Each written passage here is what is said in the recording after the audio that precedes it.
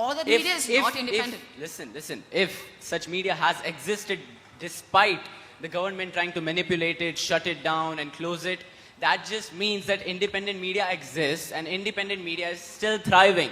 If you survive for over 300 years against a government, the most powerful part of your whole nation, if you survive against it, that just means that independent media exists. Do you get my point? But the majority of media is independent, and these independent media... Yes. You just said it. Majority of media is independent. Now, your cross-examination time, 1 minute starts now.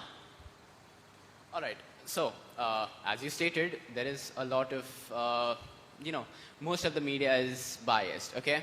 Now, for the sake of this, I will accept, just for the sake of debate, I'll accept that media is biased. Can you give me statistical reports of how media is biased?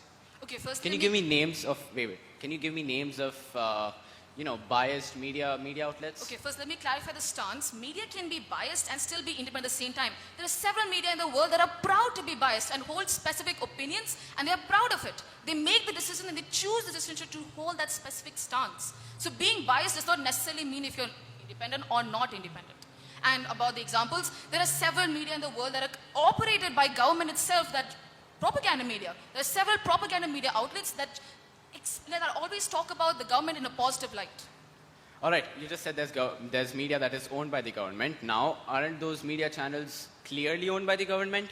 Do those governments not allow the existence of independent media that is not connected to the government? Again, one more. Wait, let me finish. Wait, can you repeat that? Okay. See, you just said that there's government-controlled media houses that are owned by the government. We'll take Doordarshan as an example of that, okay?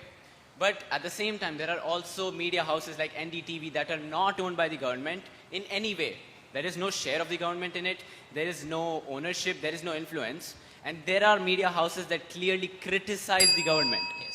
Let me clarify the definition of independent media. Independent media is media that is devoid of not only governmental influence but also corporate interests. These corporate interests can be other MNCs or other companies that invest in these companies, and they depend on these companies for their revenue streams. And that's what makes them be more favorable to these companies.